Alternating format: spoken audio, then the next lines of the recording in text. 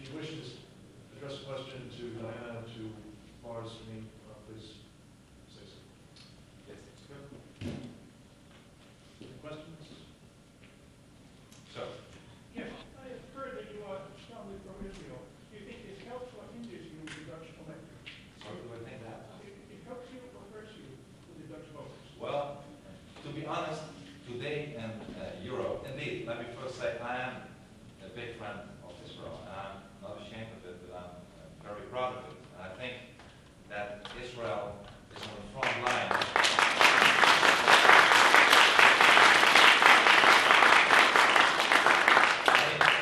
Today, it's for a politician, it's not a too popular stand to be a friend of Israel. You know, the Palestinians are far more the underdog, far more popular. But I believe that Israel is on the brink of jihad. Israel is on the front line of jihad.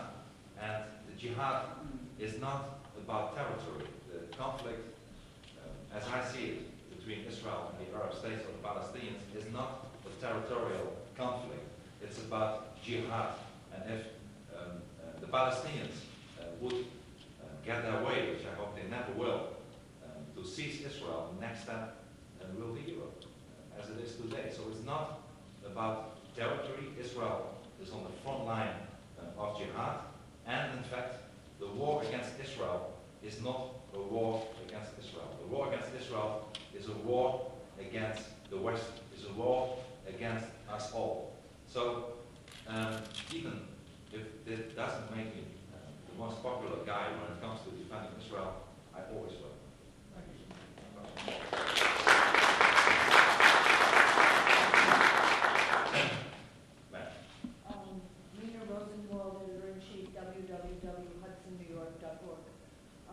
This question, I guess, is for anybody who can help with it. I don't know that there's the Durban 2 coming up in Geneva, and there are rumors that there's an agenda in the platform to restrict freedom of speech. And what can we do about that? Does anybody know anything about that? Yeah. Well, Durban 2 indeed is a very nasty and a very sad thing to happen. Freedom of speech indeed is being restricted there, as it was done before. It's not only against freedom of speech, it's also an anti-Semite, anti-Israel kind of gathering. And I think that government should boycott it. This was what I would do. Government should not go.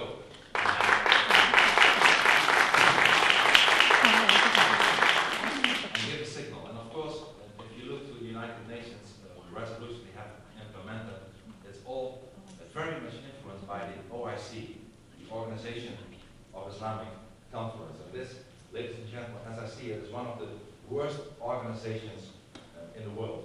They are forming one of the largest blocs in the United Nations General Assembly, and they have an enormous influence. And let me tell you, because some countries or organizations see them as a respectful partner, well, they are not.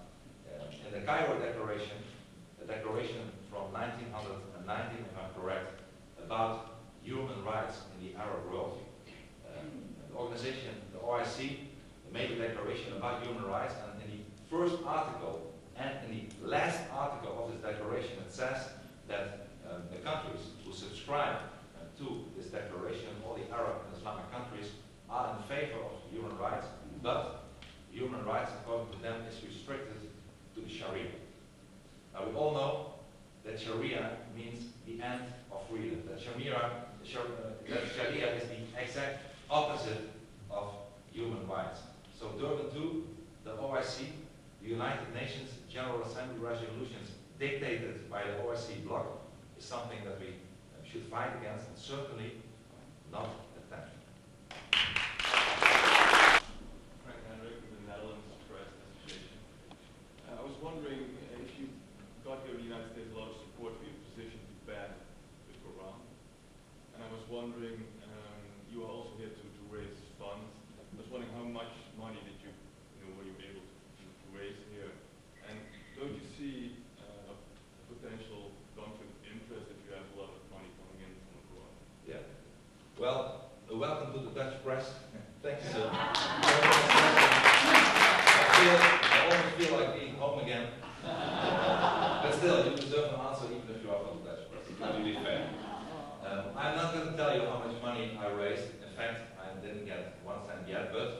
promising that some people, individuals, but also organizations are willing to help me in the enormous cost that I certainly will face, both in defending myself in the Dutch courts and also, for instance, when I have to appeal against this crazy decision of Gordon Brown, or should I?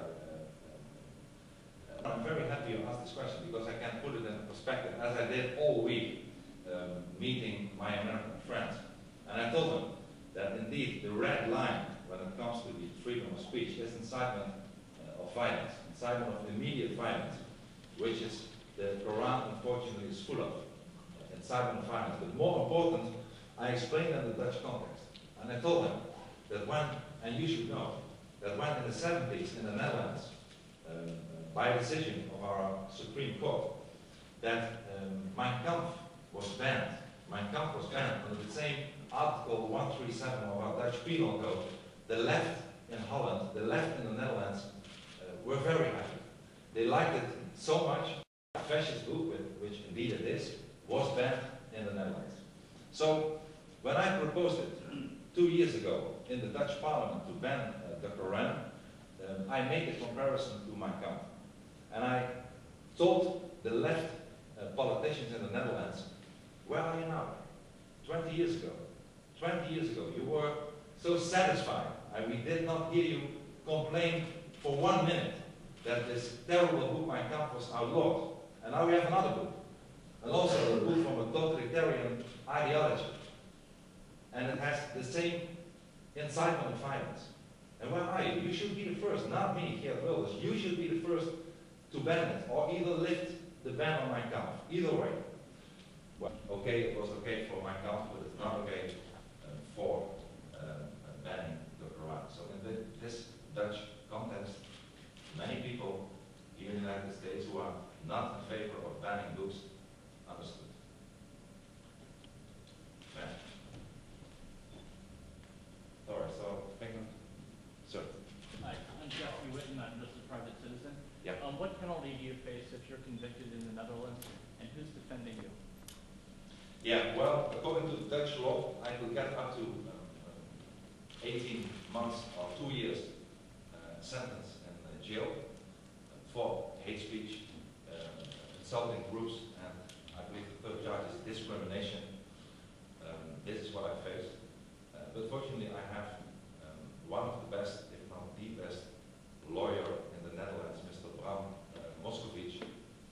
He's well known in my country, defending cases like, well, there are no cases like this. So he's very good. It's also very expensive.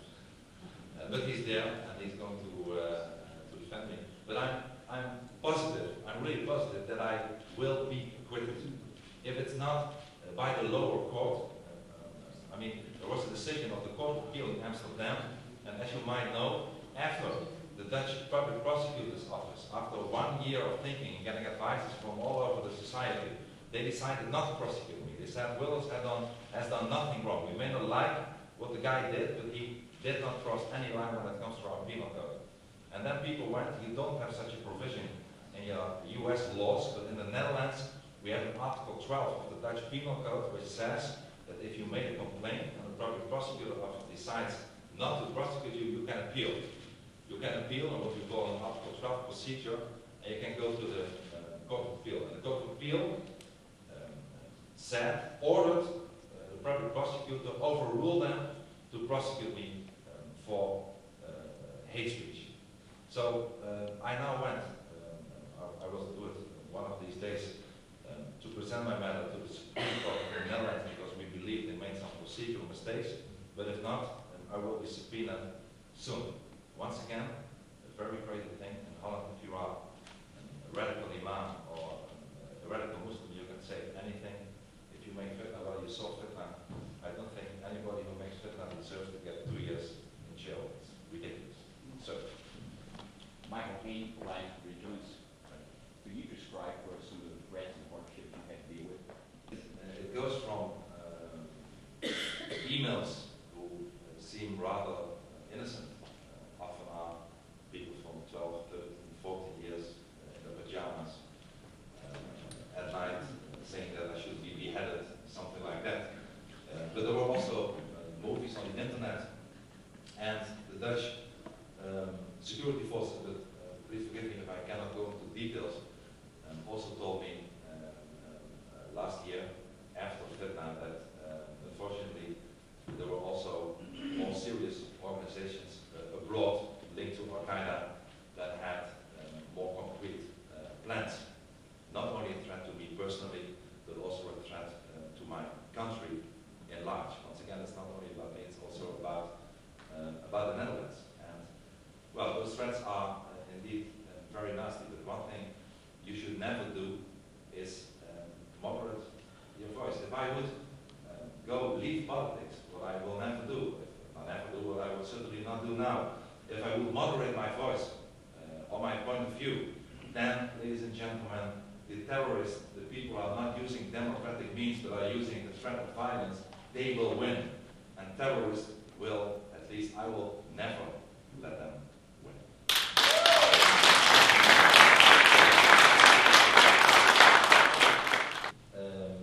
At a lunch on Monday by the Hudson Institute, Nina Roosevelt, Mr. London, and we also showed Fitna, and we had a very nice question and answer and discussions.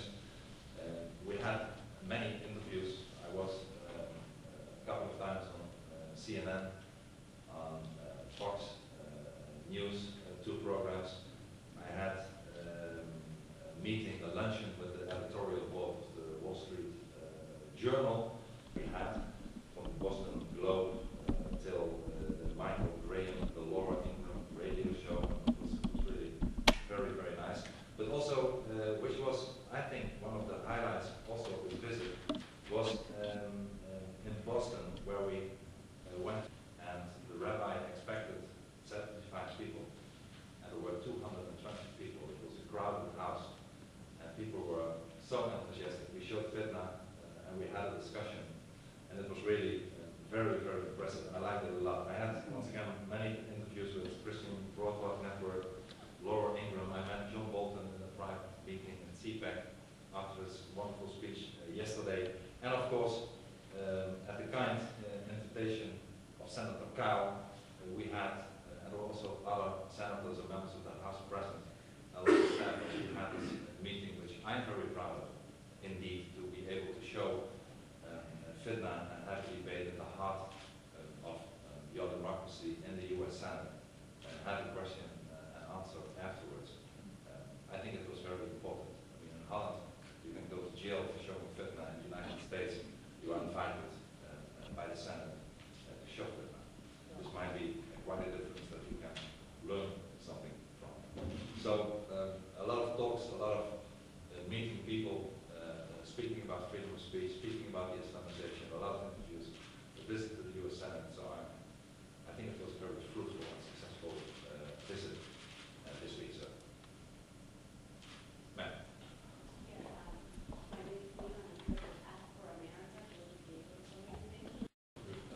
I love About that one?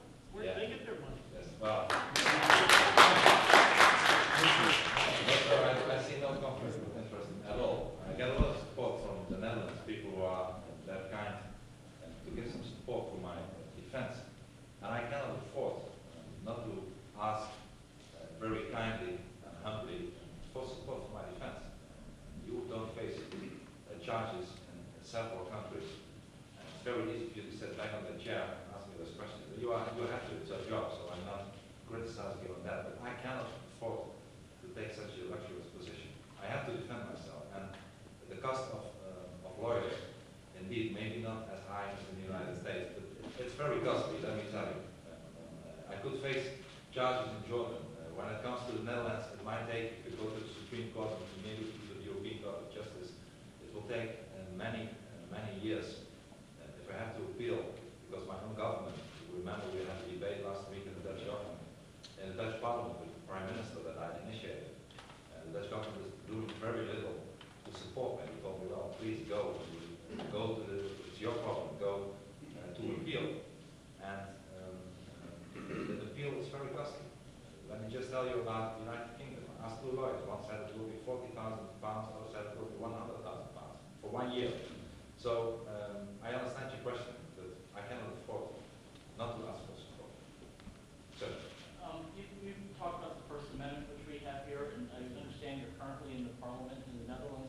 I just wanted to point out to you that the United States Constitution has another provision, which is called the Speech and Debate Clause, which basically, I'm exaggerating only slightly, basically gives total immunity to any kind of congressman, senator, Yeah. or even their staff members to speak on any topic, on any political topic, and express any point of view. So you'd be doubly protected in this country, not only by the First Amendment, but also by the Speech and Debate Clause, so that our leaders can discuss the issues that we all need to know about and make the most informed decision they can. well, thank you, sir. Indeed, as a matter of fact, we have some kind of provision in our Dutch constitution. Everything that I, as a parliamentarian, say while Parliament is in session, Parliament has to be in session, I am immune for prosecution. Unfortunately, it's only while speaking in the Dutch Parliament. And of course, I'm not a coward. When I make a speech in Parliament, and one of my Dutch friends of the press asks me a question, I will give the same answer. I will not refer them to the tape when I spoke in the Dutch Parliament. I will give them the same question. And then, at that moment, what happened? I am not immune anymore. So maybe even there we could learn from you. So, I'm Craig Snyder with the David Harwood Freedom Center in Los Angeles.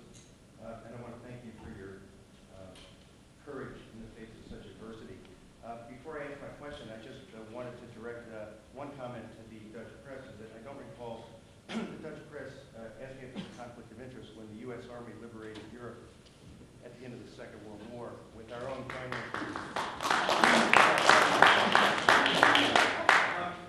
My question is, in the face of this very unpopular view, and the fact that it's a bit of a hanging on in Europe, do you find any bastions of support, growing support in Europe Yeah. from any quarter? Is there any hope that there is some intellectual support for your position in Europe? thank you very much for this question, sir. Because it's a very important question. If you look at the political elite in my country, if you look at the political elite throughout Europe, most of the governments are unfortunately weak and are full of timitude, are looking in the other directions, are singing kumbaya all day long, holding each other's hand and ignoring the problem, are indeed giving up and giving in to the multiculturalists, are cultural relativists. They believe that not every person, because every person is, every culture is equal. And they are selling out. But there is good news. There is hope in Europe. And this hope, this good news is that the public, the electorate, is fed up with this cowardly governments of Europe. At least an increasing amount of the public is fed up with this. So there is an enormous gap between the vox populi, the popular vote, and the political elite. Look, for instance, at my party. But my party is not the only party in Europe, of course. But my party in Holland, when we took part for the first time in the national elections 2.5 years ago, we started at the 5th largest party in Holland. We have a multi-party system in Holland. We have, I believe, in Parliament, we have like 11 fractions. And we have got 9 seats from the 150 seats. This is 2.5 years ago. 9 out of 150. Today, if you look at the polls, in some polls we have 25 seats today, and we are the second biggest party in the Netherlands. Second biggest party.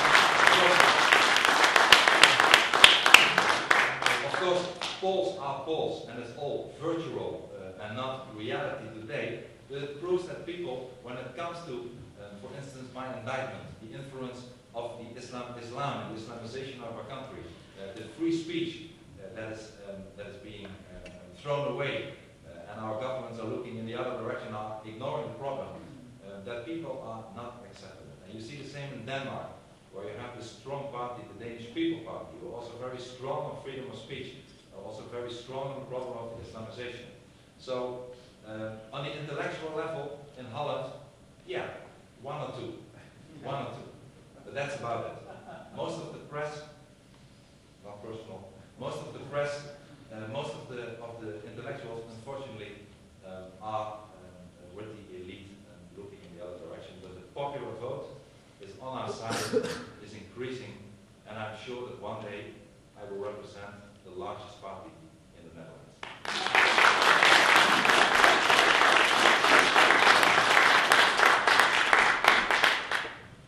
Without expecting it, I kind of feel being in the fuse box here at the moment. I understand. I was wondering, because maybe you expand a little bit on it, what is your issue with the Dutch press? Well, the Dutch press is leftish, is liberal, often don't know what they're talking about, but there are exceptions, of course. Maybe you're wrong.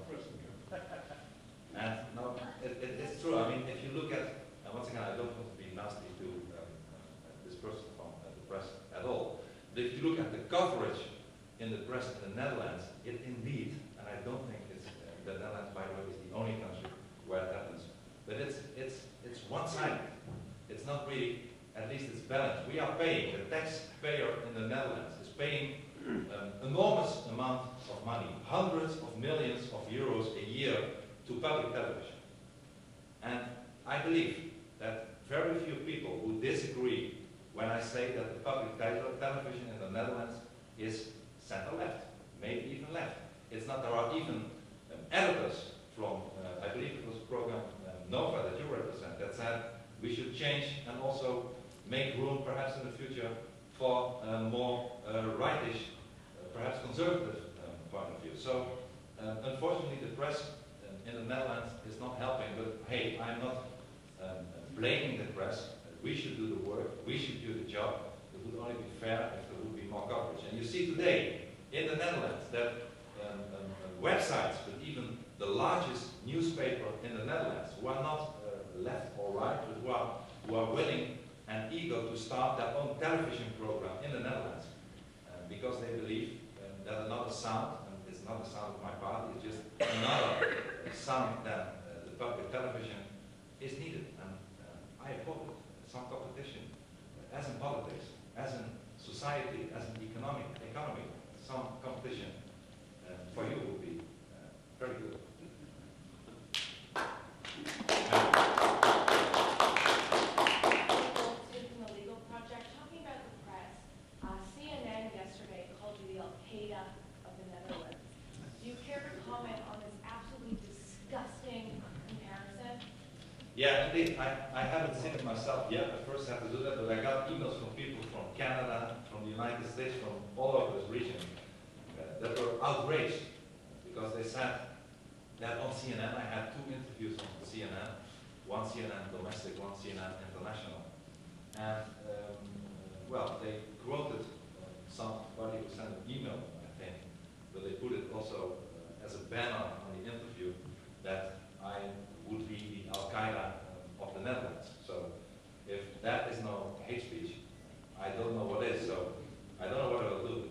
Maybe to learn the lesson, I would be advised to sue.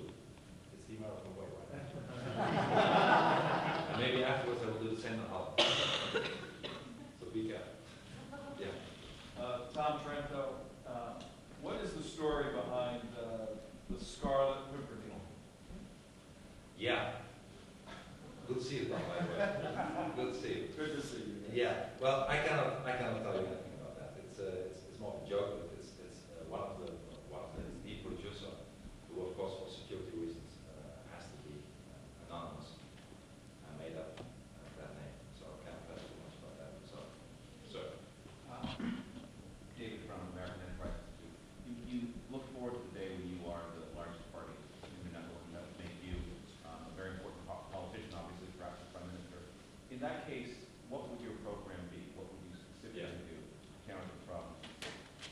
Well, thank you for the question. The first thing, the most important thing that should happen in the Netherlands is not something you can achieve by law.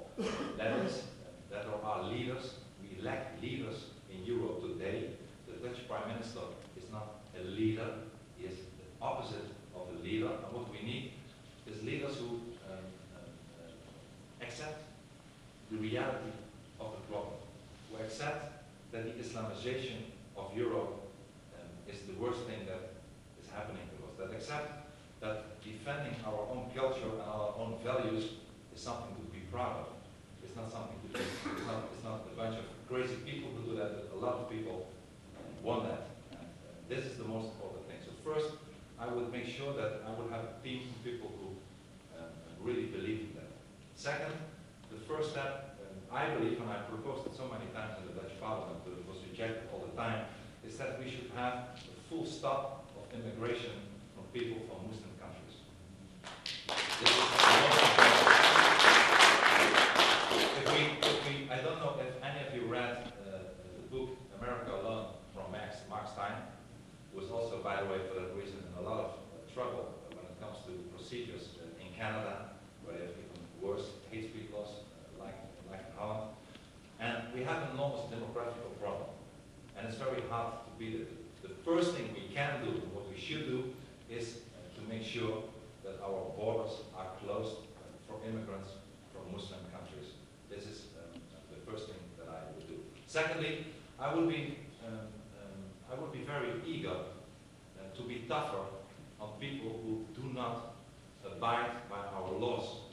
I would, which is unfortunately the case, I'm not inventing it, but if you look at all the statistics in the Netherlands, whether it's crime, population in prisons, illiteracy, dependency on social benefits, you will see that people, immigrants from those countries are overrepresented many, many times, sometimes even 10 or 20 times when it comes to certain groups and certain crimes. So I would say, and give an example, and I never understood why our government is not doing that if you are today in Holland, and you are a Muslim from whatever country, and you abide by our laws, and you are integrated, are assimilated, you are of course welcome and equal to anybody that is in a country. But if you don't, which unfortunately many do not, and you commit a crime, which unfortunately many do, you should be kicked out of the country at the end of the day. This is the only way. We are not doing that. We are almost giving them some kind of bonus if they commit a crime. They are sooner back on the streets than the police is finished with the paperwork. And this is the wrong signal that we should give. So be tougher, stop the immigration, stop the Islamization. Well, there's many things more, but I don't think in my answer I should mention my whole party program. But those are two important issues. Matt. Faith McDonald from the Institute on Religion and Democracy. Thank you so much for what you're doing. My question is in regards to the religious community. Here in the United States, a lot of the religious left has been very much, as you say, into cultural relativism, and most of them don't believe much anymore themselves, so it's easy for them to embrace what everybody else believes. And we see both in the U.S. and the U.K. that the religious community that's appeasing Islam is sometimes even undermining converts from Islam to Christianity, or undermining things like what you're doing. And I just wondered, what is the religious community in the Netherlands doing? Are the Christian churches at all coming around to your way of thinking? Yeah. Well, of course we have a religious community in the Netherlands. We are, majority, we are a Christian country. And when it comes to the individual people, there is a lot of support for our views. There is a lot of support at the grassroots level for people who feel that they are not represented well, and that we should defend also their culture and their values. Unfortunately, when you come at the top of the organizations, the people who represent the church, it's exactly the opposite. I mean, you have all these organizations, probably well intended, that work together from Islamic groups and Christian groups and Jewish groups, and they are the first. They were, for instance, the first to say the most nasty things about fitna.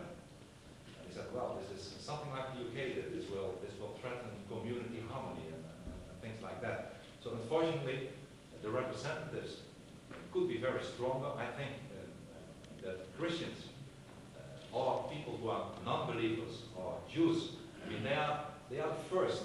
They are the first to find out what Islam means if Islam would become stronger in our society. So you would expect them to be the first and to be in the front line of the anti-jihad movement. And I never understood why they are not. Unfortunately, once again, on the grassroots level, they are, but their representatives from the top of the organizations play the kumbaya song as well. Sir. Well, my name is Mohammed Mosley. I commend you for the wonderful piece of Vietnamese conspiracy. I want to take you further regarding what the regime in Iran intends to do, if you guys know about it or not. Khomeini, when the poison glass had to surrender and he was defeated, wrote in his will that next time if we confront a war, in order not to be defeated, we have to go after nuclear bombs. And in order to export Salafat-e-Islami, the Islamic Caliph, first into the Middle East and then other parts of the world. This is something that the American politicians, the Western politicians do not understand about the nature of this nasty criminal regime in Iran. So I want to warn you, we have to stop them first before they export their Salafat-e-Islami, the Islamic Caliph, into the world.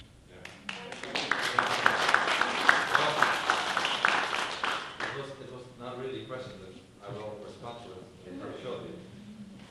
I agree with you. No, I don't agree with the fact that we should do that first. I think if it would have been 5 minutes to 6 today, that we could afford to do what you said, but it's 5 minutes to 12, so we have no alternative than to do both at the same time. We have to stop Islamization in our societies, otherwise it will be too late.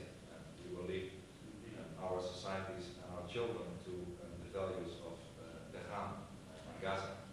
But you're right when it comes to Iran. I visited myself when I was still able to visit and had no threats of police protection and whatever. I visited Iran 3 or 4 times.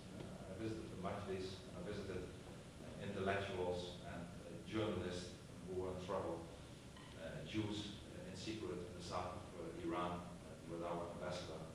And Iran is it's a beautiful country, and the people are very nice. I mean, they have, as you know, more than 80% of people are under the age of 23.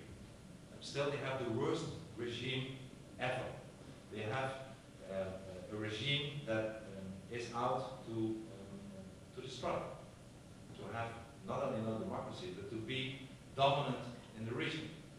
And I always were against this policy of Europe that said that we should have a debate, a dialogue with them. Instead of in the past, the United States that had this dual containment policy. And I always thought, and I always also criticized our Minister for Affairs in the Netherlands, that dialogue with Iran is the stupid thing you can do. They lie.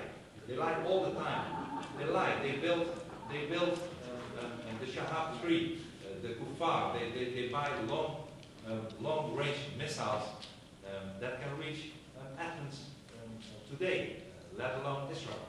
They have 1,400 years history and experience in deception and dissimulation. So we should be tougher on Iran. One thing if you allow me, I should add. I am, as you know, a big friend of both Israel and the United States. But I criticize the United States of America always on one point and on one issue, because I believe if you look geopolitically, there are 3 countries that are of major concern in the Middle East. One is Pakistan, that's fully underestimated. One is the Islamic Republic of Iran, but the third one is Saudi Arabia. And Saudi Arabia should not get any support. After 9/11, they changed their laws, but they did not change their action. Their Wahhabistic regime is funding the most extreme Islamic organizations throughout the world, throughout Europe, throughout America. And what I would love to see, but of course it's up to you, it's not up to me. You are Americans, you choose your government, your administration. I never understood, let me phrase it like that, I understood it, but I never accepted the fact that your friendship with Saudi Arabia was based on the wrong arguments. If you tackle Iran, what the Israelis do, if you are investing in Pakistan, and if you are ignoring the Syrian problem, there will never be a solution. So, Bill Murray, Religious Freedom Coalition. Right in Virginia, we have a school, the Islamic Academy, which is fully funded 100% by the Saudi government, which teaches that democracy is an apostate religion that must be destroyed. I would like to go back to funding. Obviously, the majority of Muslims in Holland are poor. They are mostly doing the bottom score. They can't afford to build these big mosques. They can't afford to build the Islamic schools. Is this money as well coming from outside? Is this Saudi money that is undermining the democracy of Europe? of course, not only from Saudi Arabia.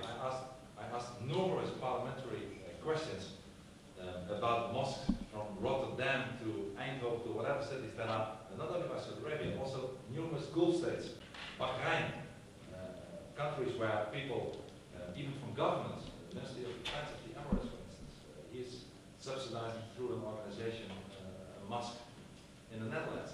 And it's not only the funding that comes from the wrong countries, but it's also that who pays is in charge. So the board of this mosque and the choice for which imam will preach there is in the hands of this terrible regimes.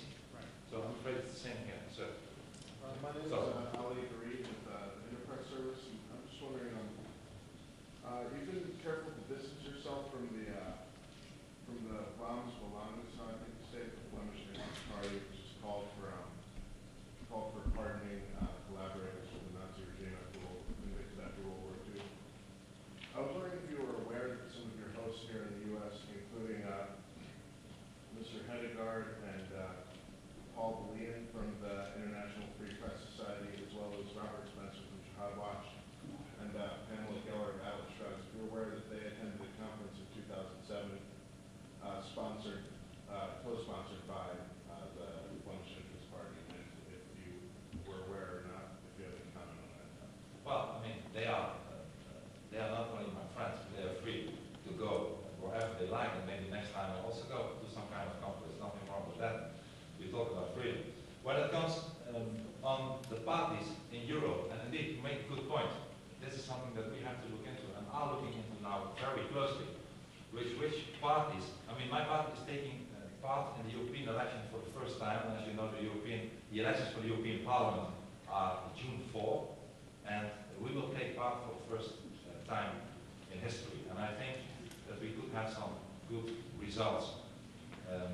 Well, who we will work together is very important. I think it would be a very good idea, if possible, to join forces with other parties that share the same views. And second, those parties should be kosher.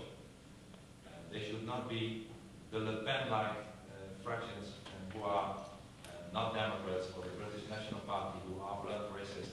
It should be normal parties. And whether to go with party A or party B will have to be decided after the elections. After the elections, when we will see which party will win, which party will lose, who will leave a certain group, who has the ambition to join a certain group, and we will do it. We will talk with parties about forming a coalition, and I hope that is possible. And if it's not possible, for whatever reason, we will go independently in the European Parliament. So your question to either the Frans Belang or the Danish people or whatsoever, I will answer that to you and the others after the June 4 elections, not before. If I would say before who I would really be willing to work with or who would not, I will undermine my own negotiating position. Thank you. I hope this time was good. So, Just for the record. this is the last question. Yeah, it's a very small question. Just for the record, can you give us the names of the Can you members? identify yourself, please, sir? Excuse me? Could you identify yourself? Oh, I'm sorry, I'm a Dutch reporter.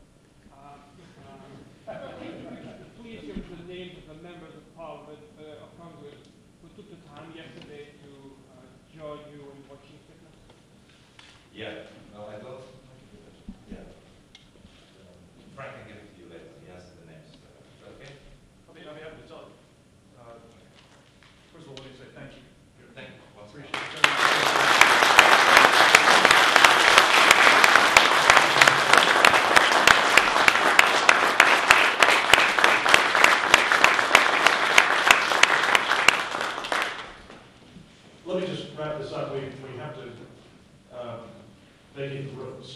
we're going to truncate this a little bit prematurely. If you'd like to stick around, I'm sure that Geert will be happy to, as I would, and my other colleagues. Let me just say, as the question arose about the propriety of supporting Geert builders, or Geert realtors, or however you pronounce it. As I said in my opening remarks, and as I think has become evident in the course of the program, he is not simply a Dutch individual being prosecuted by his government and respectively by others. He is a man who is fighting a fight for all of us. And it seems to me that it is eminently sensible, in fact, it is a responsibility for all of us to support those who are fighting on our behalf.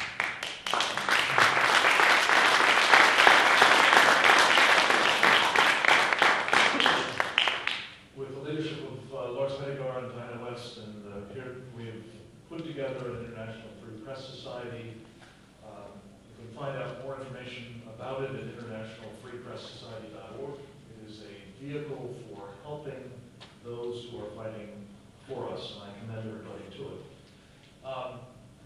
We are here in the National Press Club of the United States. We've heard some slings tossed in the direction of the Dutch press, and I'm sure there are those in the room who would sling equally to the American press. But whether you're on the left, or leftish, or liberal, and in the press in one country or another, or you're conservative, or something in between, the point of this is we all, I think, want a free press.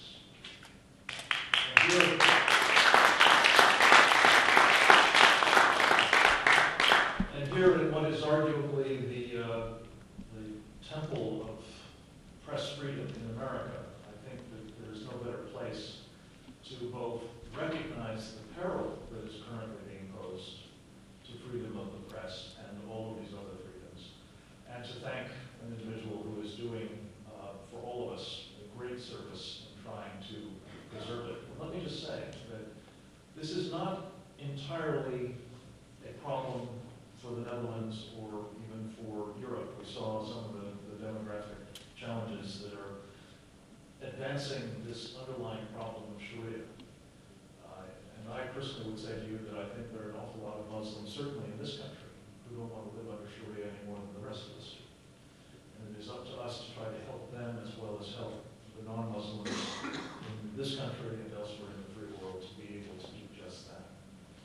But let me just say that when I hear President Obama not only talking about his determination to respect the Muslim world, but to use respectful language, that raises against this backdrop some very ominous overtones of at least implied infringements upon our First Amendment rights. So this idea that we need an international First Amendment, which is the immediate project of the International Free Press Society, is important, but we also must ensure that we preserve this freedom, this precious freedom upon which all others are fundamentally built in this country as well. So with that, we thank you again for coming, for being part of this very important dialogue.